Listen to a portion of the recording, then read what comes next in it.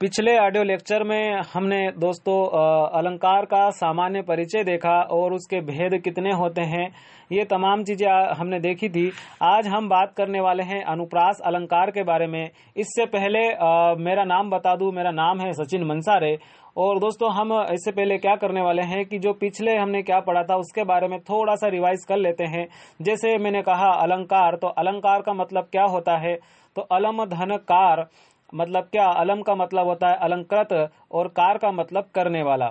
जैसे काव्य का वह गुण या वह रूप जो उसकी सुंदरता को बढ़ाए उसे हम क्या कहते हैं, अलंकार कहते हैं। और साधारण भाषा में बात की जाए तो जिस प्रकार से दोस्तों स्त्रियां क्या करती है, अपनी सुंदरता बढ़ाने के लिए आभूषणों का प्रयोग करती है, उसी तरह से दोस्तों यहाँ पर भी शब्द और अर्थ दोनों क्या करते हैं, अपनी काव्य की शोभा बढ़ाने के लिए उनका प्रयोग किया जाता है। उन्हें हम क्या कहते हैं, अलंकार कहते हैं। बस इतनी सी बात आपको याद रखनी है। अलंकार के दो भेद माने जाते हैं, एक शब्दालंकार और एक अर्थालंकार। तो शब्दालंकार का मतलब क्या होता है कि जहाँ शब्दों के माध्यम से कविता में सौंदर्य का भाव पैदा हो जाए उसे हम क्या कहते हैं, शब्दालंकार कहते हैं। और ये दोस्तों बाहरी सौंदर्य होता है।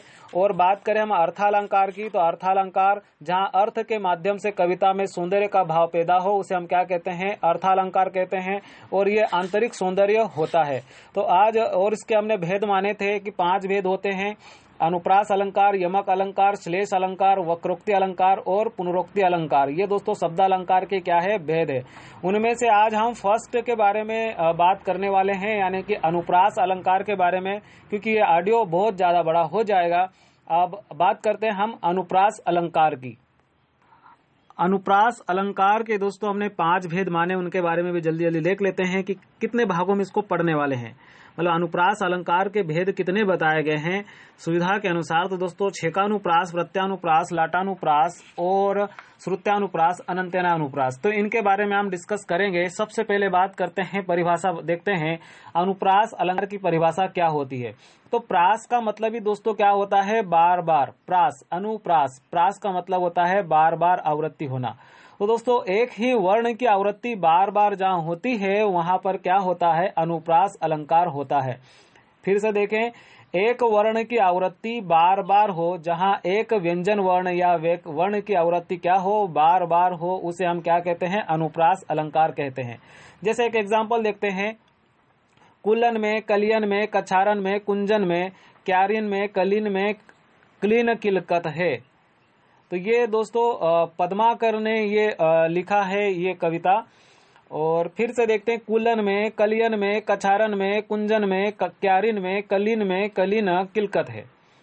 तो ये आपको लग रहा होगा कि दोस्तों एक दो वर्ड ऐसे हैं, वर्ण हैं, जैसे कि क बार बार आ रहा है, कुलन, कलियन, कछारन, कुंजन, क्यारिन, कलिन, क्लीन, किलकत है। तो ये क्या हो रहा है, बार बार आ रहा है। फिर बात करें हम, ये देखा जाए तो वृत्तानुप्रास के अंतर्गत आता है। आगे बात करें कि तरनी, तरुजा, तट, तमाल, तरुवर, बहु, छय। तो यहाँ पर दोस्तों तरनी, तनुजा, तट, तमाल, तरुवर, बहु, छय। तो दोस्तों यहाँ पर त जो है, तरनी में त, तनुजा में त, तट में त, तमाल में त, तरुवर में त, बहु, छय। तो दोस्तों इनमें क्या हो रहा है कि त जो वर्ण है उसकी आवृत्ति क्या हो रही है, बार बार हो रही है।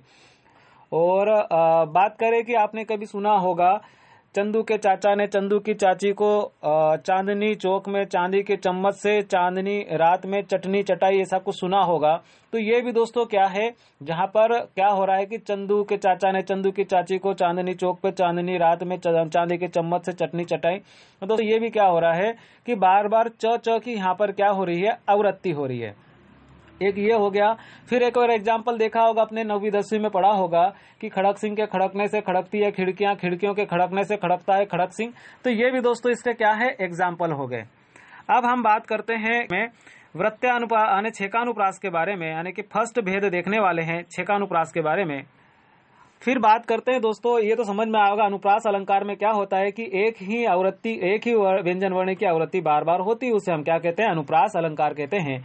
अब बात करें छेकानुप्रास की, तो दोस्तों छेकानुप्रास नाम से स्पष्ट है कि छेकानुप्रास, छेक का मतलब होता है चतुर, और अनुप्रास का मतलब होता है कि बार बार आवृत्ति, यानी कि बार बार होना। अनु का मतलब आवृत्ति, प्रास का मतलब बार बार। तो छेकानुप्रास में आवृत्ति क्या हो रही है, बार बार हो रही है। तो दोस्तों इसकी बात करते हैं हम कि जहां पर एक वर्ण की आवृत्ति सिर्फ एक ही बार हो, समझे इससे कि जहां पर एक वर्ण की आवृत्ति एक बार ही हो उसे हम क्या कहते हैं, छेकानुप्रास कहते हैं। एग्जाम्पल देखें तो रहीमन रहीला की भली, रहीमन रहीला की भली, तो ये किन्होंने बताया है, किन्होंने लिखा है, तो रहीम दास ने इसके बारे में है। फिर एक और बात करें, दूसरा एग्जाम्पल देखते हैं कि राम रहीम सब एक है, तो राम रहीम सब एक है, तो राम र भी आ रहा है, राम में र, रहीम में र, ये दोनों वर्ण दोस्तों एक ही वर्ण की आवृत्ति क्या हो रही है, एक ही बार हो रही है, उसे हम क्या कहते हैं, छेकानुप्रास कहते हैं। और आगे एग्जाम्पल देखते हैं, इस करुणा कति हृदय में, तो इस करुणा कति हृदय में, करुणा और कति, तो दोस्तों यहाँ पर एक वर्ण की आवृत्ति क्या हो रही है, एक बार ही हो रही है, उसे हम कहते हैं छेकानुप्रास। एक और एग्जाम्पल देखते हैं दोस्तों, आपको समझ में आएगा जल्दी से कि यहाँ पर क्या हो रहा है कि एक वर्ण की जहाँ पर एक वर्ण की आवृत्ति क्या हो, एक बार ही हो रही है, उसे हम क्या कहते हैं, छेकानुप्रास कहते हैं। एग्जाम्पल देखते हैं, बंदऊ गुरुपद पदुम परागा, बंदऊ गुरुपद पदुम परागा, तो दोस्तों यहाँ पर पद और पदुम ये दो वर्ड आ रहे हैं। फिर इसके बाद सुरुचि सुबास सरस अनुरागा, सुरुचि सुबास सरस अनुरागा, ये दोस्तों तुलसीदास जी ने लिखा है, तो यहाँ पर है सरस, तो सर की आ रही है। इसके बाद यहाँ दो शुरू, यानी कि यहाँ पर भी एक ही वर्ण क्या आ रहा है, फिर से डबल डबल आ रहा है, उसे हम क्या कहेंगे, छेकानुप्रास कहेंगे।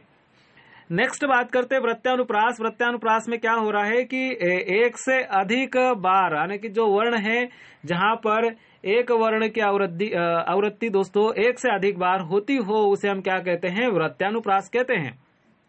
जैसे तरनी तनुजा तट तमार तरुवर बहुछय, तो यहाँ पर त आ रहा है, तो दोस्तों आवृत्ति क्या हो रही है, बार बार हो रही है, उसे हम क्या कहते हैं, उसे हम वृत्तानुप्रास कहते हैं। फिर बात करें, चंदू के चाचा ने चंदू की चाची को चांदी की चम्मच से चटनी चटाई, तो ये भी दोस्तों क्या है, वृत्तानुप्रास का एग्जाम्पल है। खड़क सिंह के खड़कने से खड़कती है खिड़कियां, ये भी दोस्तों वृत्तानुप्रास का एग्जाम्पल है। फिर आगे देखे, कंकन किंकनी नुपुर धुनी सुनी, तो दोस्तों ये भी क्या है, वृत्तानुप्रास का एग्जाम्पल है।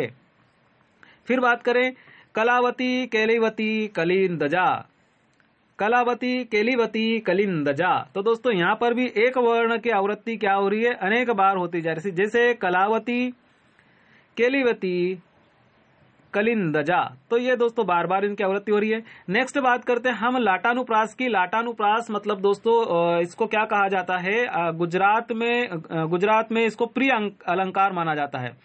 लाट अलंकार को दोस्तों ये क्या, प्रिय अलंकार माना जाता है। गुजरात का प्रिय अलंकार माना जाता है, इसको वाक्य कहते हैं। यहाँ पर बात करें कि जहां पर एक वाक्य दो या दो से अधिक बार आए तथा अन्वय करने पर उसका अर्थ बदल जाए, तो क्या होता है, लाटानुप्रास होता है। जैसे हमको लिखो है कहाँ, हमको लिखो है कहाँ, हमको लिखो है कहाँ, कहन सभे लगी, यानी रत्नाकर ने ये रचना लिखी है। इसका मतलब क्या होता है कि गोपियां दोस्तों पूछ रही है, क्या पूछ रही है कि जैसे उद्धव जाता है, उद्धव कृष्ण जी का पत्र लेकर आता है, तो गोपियां पूछती है कि बताइए हमारा नाम लिखा है क्या, हमारा नाम लिखा है क्या, कहाँ है। ये सब क्या है दोस्तों, इसके बारे में है। हमको लिखो है कहाँ, जैसे बोलते ना कि हाँ हमको लिखो है कहाँ, हमारा नाम कहाँ है, हमको लिखो है कहाँ, हमको लिखो है कहाँ, हमको लिखो है कहाँ। तो अलग अलग कहने का मतलब है कि एक ही वर्ण की क्या हो रहा हो कि जहां पर एक वाक्य दो या दो से अधिक बार आए और उनको अन्वय करने पर, यानी कि उनको समन्वयन करने पर, अलग अलग देखने पर उसका अर्थ क्या हो जाए, बदल जाए। तो यहाँ बात होती है। एग्जाम्पल और देखते हैं कि पूत सपूत तो क्यों धन संचय, पूत सपूत तो क्यों धन संचय। तो दोस्तों यहाँ पर पूत सपूत का मीनिंग अलग निकल रहा है, और पूत का सपूत तो क्यों धन संचय, और इधर भी पूत सपूत तो क्यों धन संचय। लाटानुप्रास में और बात करें कि इसका एक और क्या बनेगा, तात्पर्य मात्र के भेद से शब्द और अर्थ दोनों की पुनरुक्ति होती है।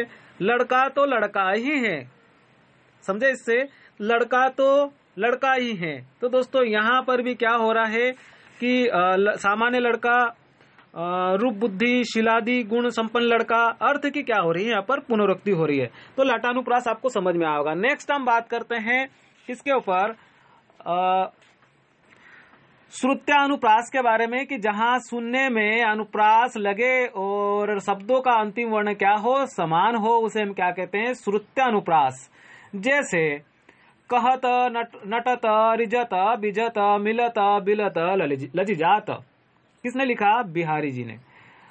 आगे तुलसीदास, सिदती निसदित, देखत तुम्हारा निठुराई, तद सदन दंत। तो ये दोस्तों क्या होता है, जहां सुनने में क्या लग रहा हो, हमें शब्दों का अंतिम वर्ण समान लग रहा हो, उसे हम क्या कहते हैं, श्रुत्यानुप्रास। सुनने की बात हो रही है।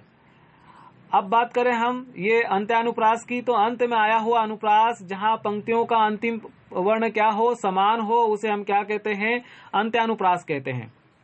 जैसे नाथ शंभु धनु भंजन निहारा, होई है कोई एक दास तुम्हारा, तुलसीदास ने लिखा है। और जो हम लिखते हैं ना, जय हनुमान ज्ञान गुण सागर, जय कपीस तिहु लोक उजागर। तो दोस्तों अंतिम वर्ण में क्या हो रहा है, जहाँ पंक्तियों का अंतिम वर्ण क्या हो, समान हो। जैसे र आ रहा है, इधर भी जय हनुमान ज्ञान गुण सागर, र आ रहा है। जय कपीस तिहु लोक उजागर, र आ रहा है। तो दोस्तों इसको अंत्यानुप्रास को तुक अलंकार भी हम कहते हैं। दोस्तों जहां आपको अलंकार में समझ में नहीं आया, आप बाकायदा मुझे कमेंट्स में बता सकते हैं। मिलते हैं हम नए लेक्चर के साथ, उसमें पढ़ेंगे हम यमक अलंकार के बारे में। आज के लिए इतना ही। स्वस्थ रहिए, मस्त रहिए, व्यस्त रहिए। तब तक के लिए दोस्तों नेक्स्ट ऑडियो के लिए हम वेट कीजिएगा। जय हिंद।